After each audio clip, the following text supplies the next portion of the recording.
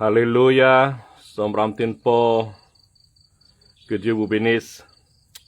Amen, amen, amen. Nous sommes samedi 17 décembre 2022. Amen. Et il y a beaucoup d'églises chrétiennes font des fêtes de Noël ou le Christmas. Et moi, je le fête pas. Je pense que il commence à y avoir des gens qui ne fêtent plus Noël. Ils commencent à comprendre pourquoi la fête est plus païen que chrétien. Oui, il y a des gens qui commencent à réaliser que la fête de Noël, que c'est pas chrétien. On parle ici de réjouissance de Noël, on parle de la bouffe, hein, le manger, le boire. On parle ici de cadeaux, hein, on parle ici le boisson coule à flot. Hein. Donc, est-ce qu'il y a une connexion avec la naissance de Jésus-Christ? Pour moi, j'ai pas vu une certaine connexion avec la naissance de Jésus-Christ. Et d'après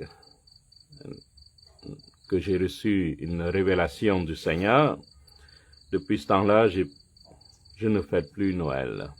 Okay? Il y a des gens qui en font encore.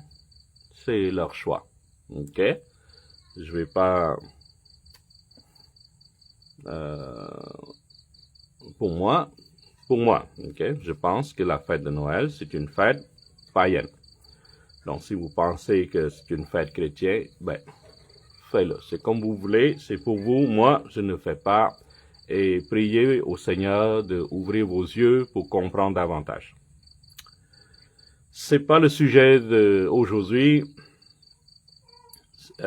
Aujourd'hui, je vais continuer à parler dans l'Acte des Apôtres. Je pense on est rendu 16, chapitre 16. Amen. Ah.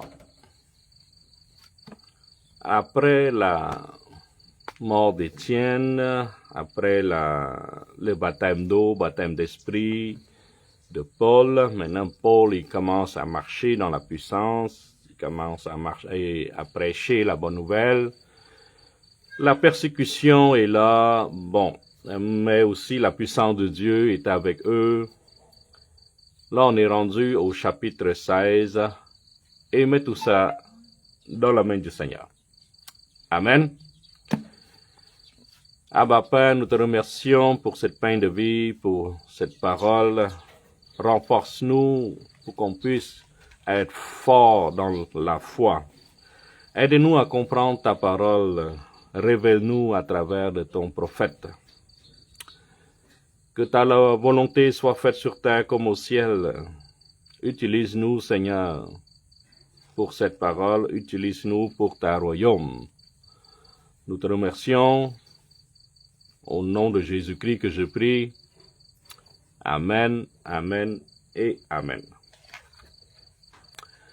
Donc, je vous rappelle que mon français n'est pas parfait et je fais mon possible pour le mieux parler, pour le mieux expliquer. Et voilà. Donc, le français, c'est ma deuxième langue. Oui, j'étais à l'école française. Oui, j'étais au Canada. Oui. Mais le français, c'était mon point le plus faible. Donc, pardonnez-moi pour cet langage. S'il y a des fautes de prononciation, d'orthographe ou de syntaxe, s'il vous plaît, pardonnez-moi d'avance. OK?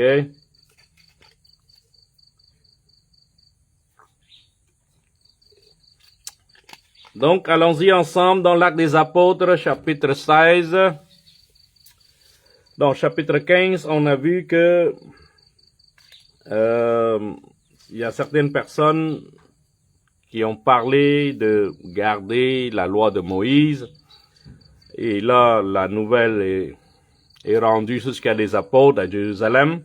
Donc, il envoie Paul, Barnabas et des autres personnes pour éclaircir l'affaire. Et finalement, il faut s'abstenir de la nourriture, offrir aux idoles, les animaux étouffés, éviter le sang et éviter l'adultère. Donc, ça c'est la loi pour les non-circoncis. Donc, d'après les apôtres et d'après le Saint-Esprit, il ne faut pas ajouter davantage un autre fardeau pour un non-circoncis, pour un étranger, comme un Africain, un Cambodgien ou un Asiatique, par exemple. Ok, là on est rendu à Actes des Apôtres, chapitre 16. Il se rendit ensuite à Kerb et à Lystre, et voici, il y avait un disciple nommé Timothée, fils de femme juive fidèle et d'un père grec. Donc, lui, un mélangé, un juif plus un grec. Bon, donc il s'appelle Timothée. Les frères de Lystre et de Dicône rendaient de lui un bon témoignage. Donc, il a une bonne réputation, il aime le Seigneur, il travaille bien, il fonctionne bien dans la vie. C'est une bonne personne.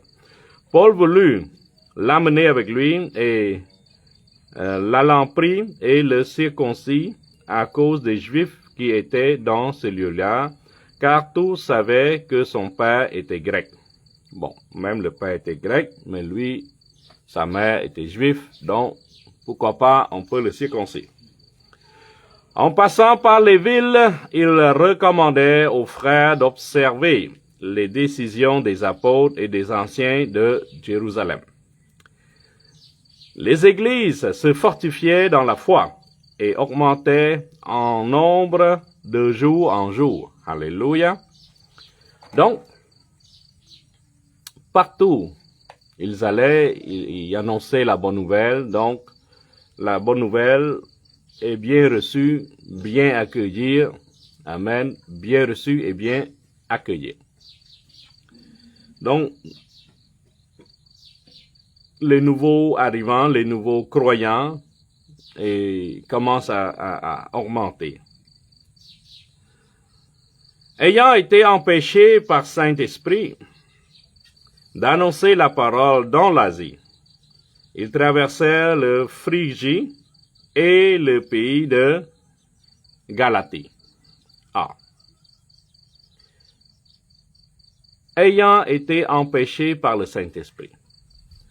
Quand vous recevez le Saint-Esprit, laissez-vous guider.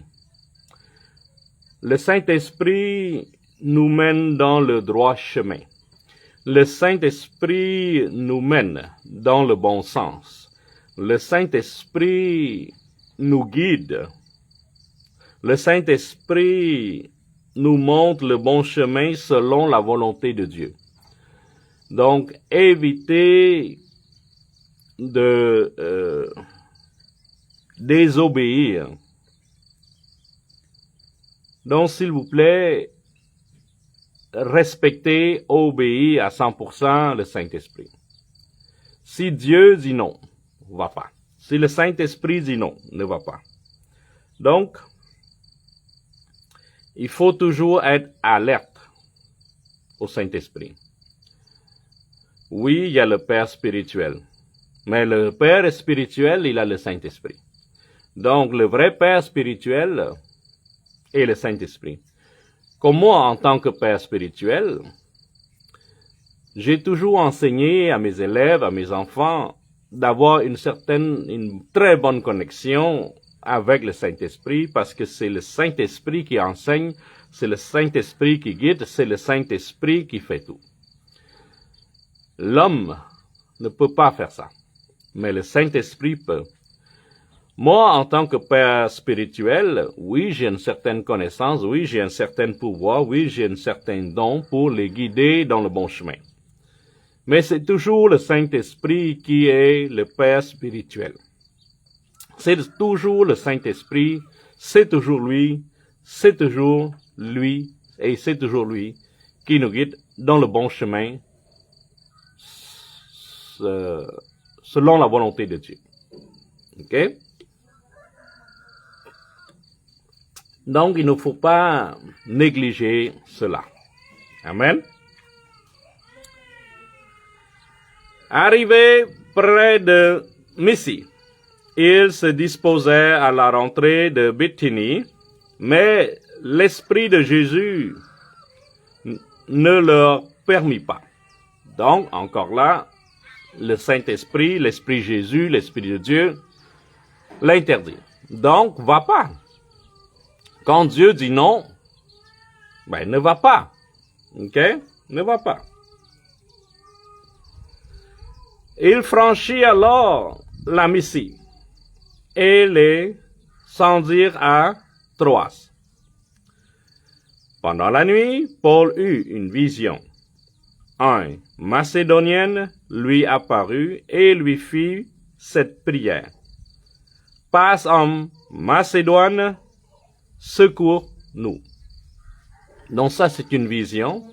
Dans le monde spirituel, quand vous voyez quelque chose, et si vous ne comprenez pas, il faut demander au Saint-Esprit de vous éclairer. Donc, probablement, ici, sous-entendu que il faut passer à Macédoine.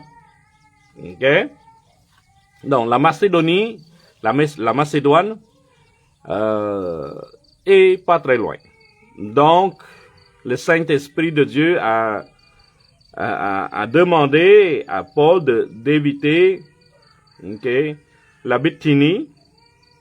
Okay. Donc, il doit aller à une autre place, c'est la Macédoine. Après cette vision de Paul, nous cherchâmes aussitôt à nous rendre en Macédoine, concluant que le Seigneur nous appelait à y annoncer cette bonne nouvelle. Donc, après une certaine vision, cette vision-là, Paul conclut que c'est mieux aller à Macédoine. OK? Donc, Paul est guidé par le Saint-Esprit. Étant partis à Troas, nous fîmes voie directement vers la Samothrace et le lendemain, nous débarquâmes à Néapolis.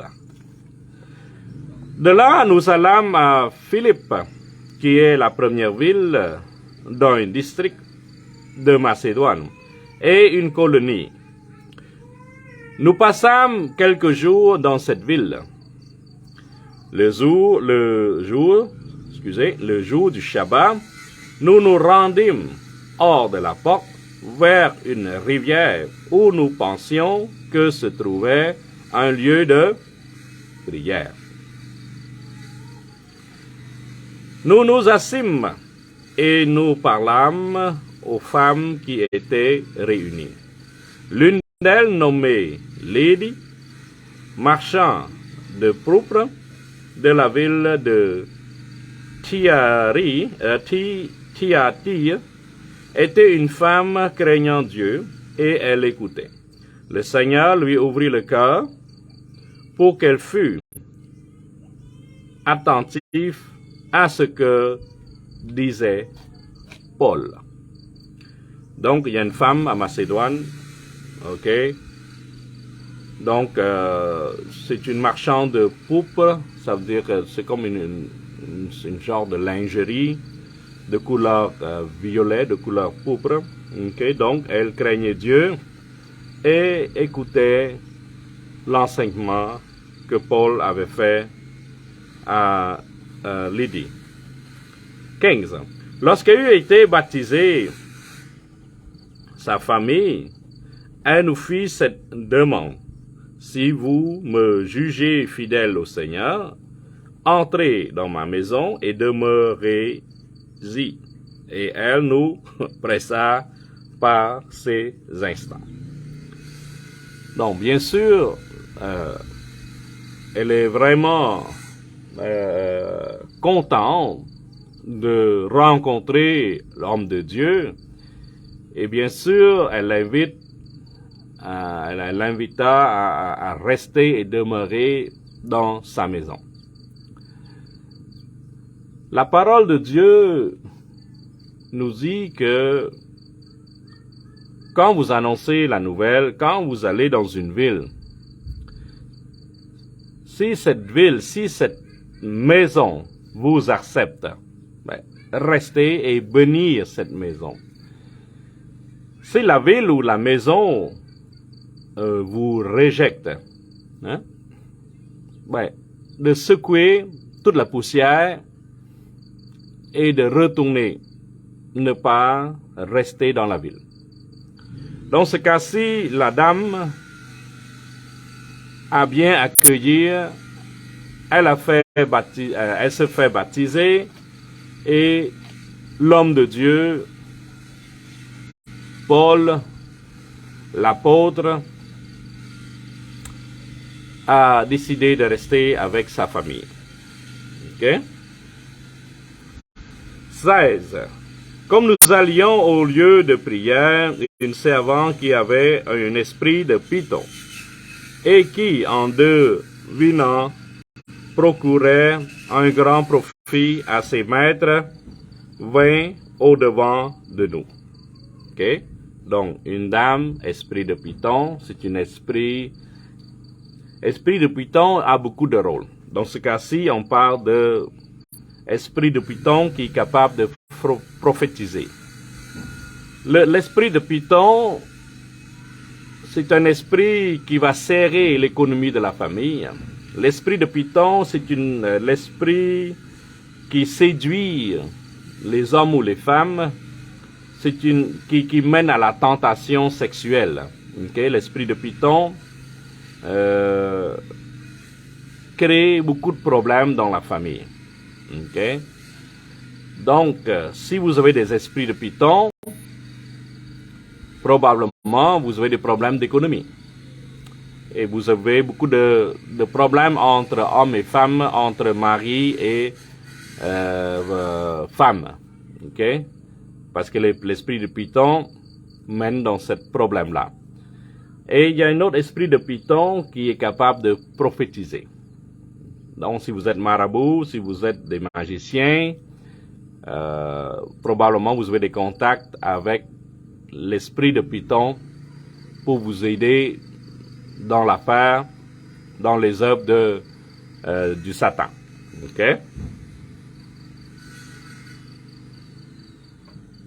Donc, il y avait là une derrière la dame, ok, et se mit à nous suivre, Paul et nous. Elle criait. Elle, c'est la femme avec l'esprit de python. Ces hommes sont des serviteurs de Dieu très haut, et ils vous annoncent la voie du salut. Donc, ici, ok, on revient, d'accord. Ces hommes sont des serviteurs de Dieu très haut et ils vous annoncent une voie du salut. Donc, l'esprit de python est capable de dire cela. Ok?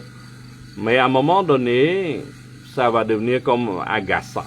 Ça veut dire ça dérange. Ça dérange. Ok? Elle fit cela pendant plusieurs jours. Paul, fatigué de se retourna et dit à l'esprit. Autant. Qu'est-ce que ça veut dire faire autant? Vous pouvez utiliser cette phrase. Est-ce qu'on est là? Ok, on a un petit problème. Ok, on est là.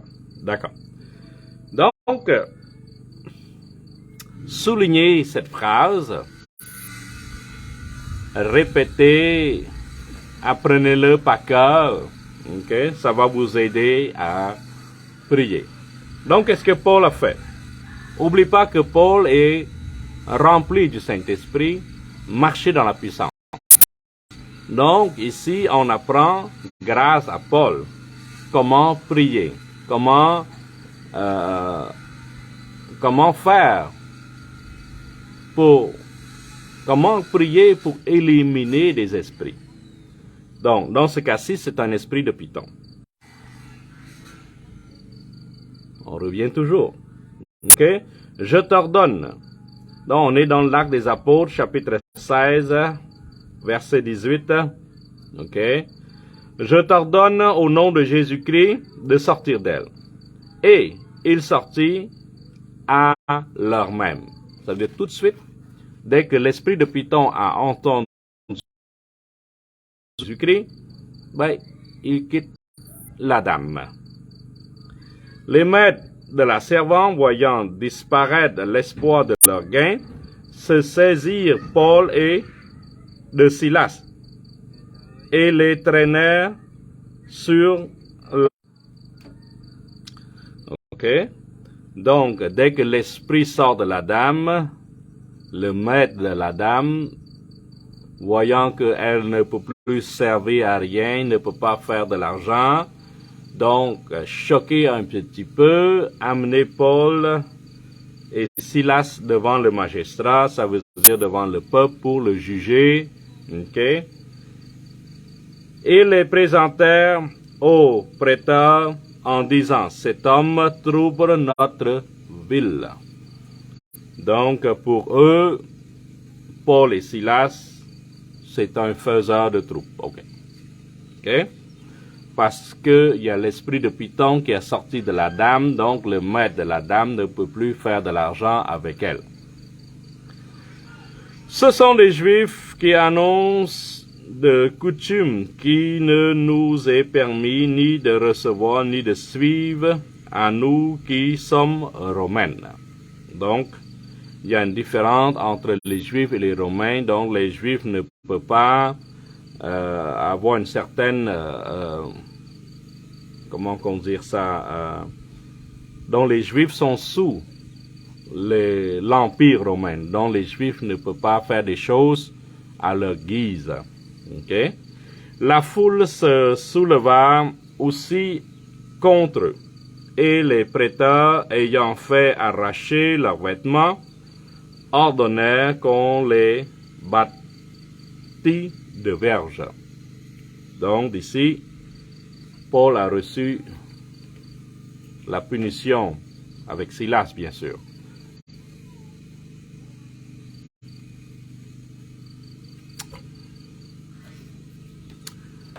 Le geôlier, ayant reçu cet ordre, les jeta dans la prison intérieure et leur mit les ceps aux pieds.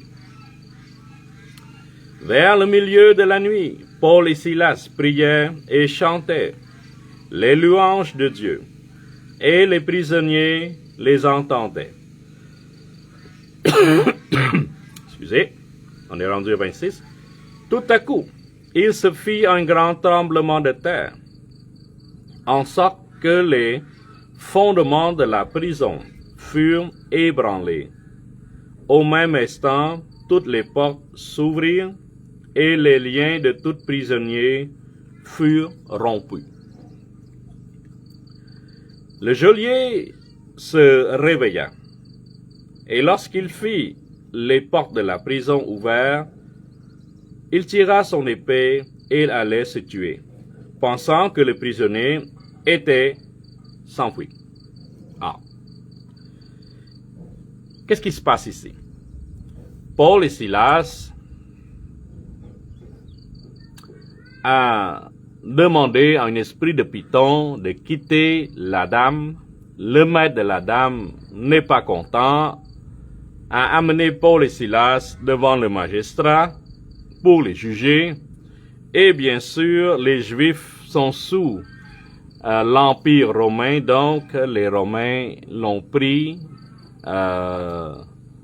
et l'ont mis dans la prison avec les menottes aux pieds, aux mains, bien sûr. Dans la prison, il ne contente pas de pleurer, mais plutôt de chanter, de louer le Seigneur. Il y a beaucoup de gens qui sont dans les problèmes. Pire, et il ne cherche pas à louer le Seigneur, mais plutôt lamenter ou pleurer. Ici, Paul, pour changer sa situation, Paul continue à remercier le Seigneur, continue à chanter le Seigneur, peu importe la situation qui se présente pour lui. Soit qu'il est dans la prison, soit qu'il est en dehors, soit qu'il prêche, soit qu'il promène partout dans le monde, dans les différentes villes. Donc, la louange du Seigneur est très efficace. Donc, en prison, à la place de pleurer, pleurnicher, Paul et Silas commencent à louer le Seigneur. Et tout à coup, il y a eu un tremblement de terre, les menottes détachées de leurs mains, de leurs pieds, les portes de la prison sont toutes ouvertes. Bien sûr, le geôlier pensait que tous les prisonniers sont partis là, parce que il y a quelque chose, il y a comme un laisser-aller pour tout le monde. Mais les prisonniers sont toujours là. Paul et Silas aussi. Donc, il y a eu un vrai miracle ici, et on va voir la suite. OK? 28. Mais Paul cria d'une voix forte, « Ne te fais point de mal, nous sommes tous ici. » Donc, il n'y a aucun prisonnier qui est sorti. OK? Alors, le geôlier, ayant demandé de la lumière, entra précipitamment et se jeta tout tremblement aux pieds de Paul et de Silas. Pourquoi trembler? Crainte de Dieu. OK? Donc, cet homme a probablement quelque chose avec le Seigneur Dieu pour qu'il puisse que il y a eu un tremblement de terre et les portes sont ouvertes et les chaînes détachées. Donc, le geôlier, bien sûr, panique, peur, et voilà, il jeta aux pieds de Paul et de Silas. Il les fit sortir et dit, « Seigneur, que faut-il que je fasse pour être sauvé? » Donc, c'est la question qu'on se pose et qu'on prêche. Qu'est-ce qu'il faut faire pour être sauvé? OK? On continue. Paul et Silas répondirent, « Crois au Seigneur Jésus. » Très simple. OK? Crois au Seigneur Jésus et tu seras sauvé, toi et ta famille. Donc, il faut que tu crois au Seigneur Jésus pour être sauvé. Et ils lui annoncèrent la parole du Seigneur, ainsi qu'à tous ceux qui étaient dans sa maison. Donc, Dieu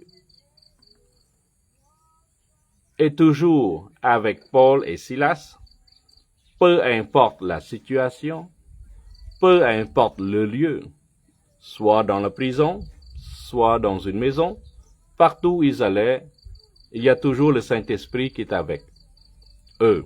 OK?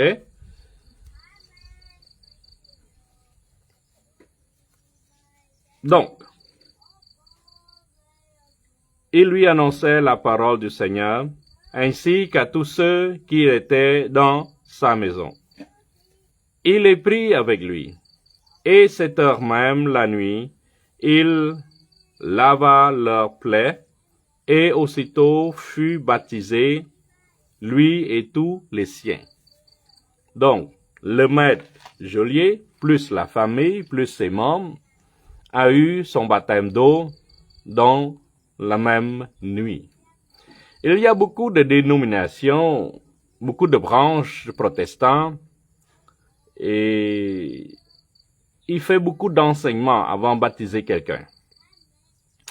Il y en a des dénominations qui présentent 2-3 livres. Il faut lire, il faut apprendre avant de baptiser.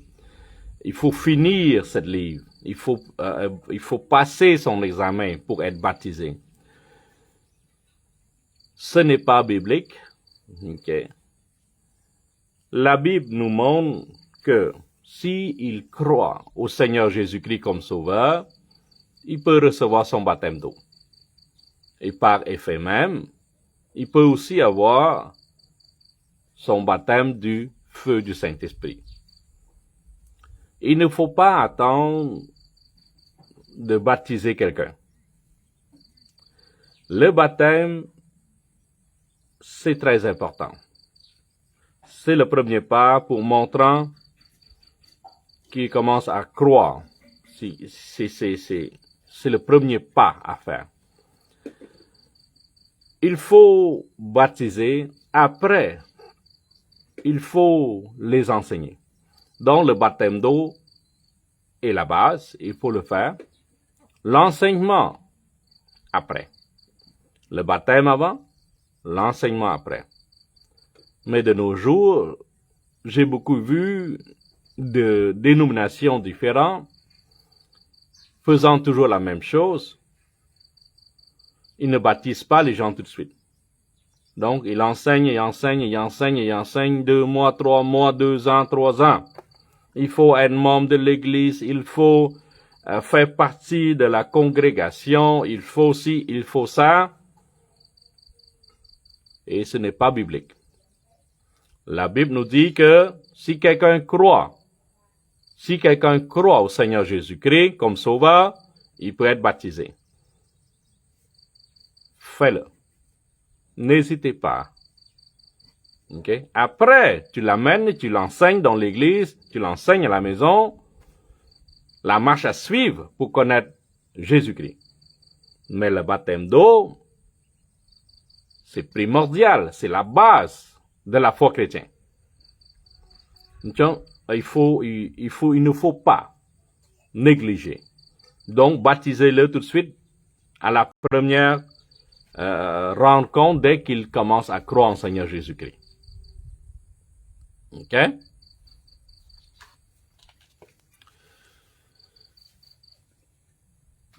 Actes des Apôtres, chapitre 16, 33. Il les prit avec lui, et cette heure même la nuit, il lava leurs plaies, et aussitôt il fut baptisé, et lui et tous ses saints, et ses siens. Les ayant conduits dans son logement, il leur servit à manger, et il se réjouit avec toute sa famille de ce qu'il avait cru en Dieu. Amen.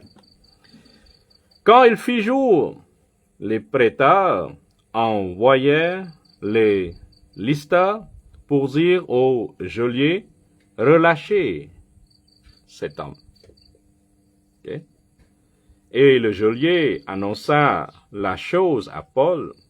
Les prêteurs ont envoyé dire qu'on vous relâcha. Maintenant donc sortez et allez en paix. Mais Paul dit aux listas, après nous avoir battus de verges publiquement et sans jugement, nous qui nous sommes romains, ils nous sont jetés en prison, et maintenant, ils nous font sortir secrètement. Il n'en sera pas ainsi. Qui viennent eux-mêmes nous mettre en liberté. Donc, jetés en prison, abattus avec des verges, et oublie pas que Paul est aussi citoyen romain. Okay? Donc, le mot romain ici c'est fort. En tant que l'empereur romain, si quelqu'un touche un romain, donc vous comprenez que un romain, les gens ne peuvent pas toucher un romain. Ça veut dire que dans l'Empire romain, des gens qui sont citoyens romains sont plus, le statut est plus élevé que les autres. Donc, si quelqu'un touche un citoyen romain, ça veut dire il touche l'empereur. Donc, je pense que vous comprenez la chose. OK? Donc, Paul et Silas demandent qu'ils viennent eux-mêmes nous mettre en liberté. Les Lystra rapportèrent ces paroles au prêtre, qui fut effrayé en apprenant qu'il était romain. Il vint les apaiser, et il les mit en liberté en les priant de quitter la ville. Quand il fut sorti de la prison, il entra chez Lydie. N'oublie pas, Lydie, il y avait là la femme qui vendait des matériels, des lingeries ou des choses de couleur pourpre. C'est un genre de violet. Okay? Et après avoir vu et exhorté ses frères, ils partirent. Amen. Donc ici, on parle, Actes des Apôtres, chapitre 16, on parle de la vie qui est dure, qui est difficile de Paul et Silas, en promenant de ville en ville, guidés par le Saint-Esprit. Quand Paul veut aller en Asie, le Saint-Esprit dit non, ne va pas là. Donc Paul a changé de voie et dans la nuit, Paul il a reçu une vision que les frères de Macédoine a demandé d'aller vers la Macédoine. Et sûr, certain que le lendemain, Paul et Silas ont changé de cap et ils se dirigent vers la Macédoine. Rendu là-bas, il a rencontré une dame craignant Dieu et Paul et Silas commencent à prêcher la bonne nouvelle. Elle a très bien reçu. Elle a fait son baptême d'eau, plus sa famille. Et la dame a demandé de garder Paul, d'inviter Paul et Silas de rester dans sa maison. Et dans cette ville-là, Paul a continué à prêcher la bonne nouvelle. Il a rencontré une dame avec un esprit de python qui est capable, l'esprit, elle est capable de prophétiser et fait beaucoup d'argent à son maître. Et l'esprit de Python dérangea Paul et Silas et bon, pour le premier jour, c'est ok, mais après ça, ça devient très dérangeant. Paul, il a dit, je t'ordonne au nom de Jésus-Christ de quitter d'elle, de sortir de la dame. Et l'esprit de Python, bien sûr, a aucun choix de quitter la dame. Le maître de la dame a vu qu'il y a quelque chose qui n'est plus normal, dont l'esprit de Python n'est plus là. La dame ne peut plus travailler. La dame ne peut plus ramasser l'argent. Donc le maître de la dame a pris Paul et Silas et l'a amené dans le magistrat. C'est sûr que les gens l'amènent en prison par l'après. Bon, on l'a frappé de verge, a mis en prison. Dans la prison, Paul et Silas commençaient à chanter, à louer le Seigneur. Et tout à coup, il y a eu un tremblement de terre. Alléluia. Donc, il est très difficile aujourd'hui. Hein? Le réseau n'est pas très bien. Okay. Donc, tout à coup, il y a eu un tremblement de terre. Bon, les chaînes sont tombées, les portes aussi. Et le geôlier, tous les prisonniers sont partis. Il a sorti son épée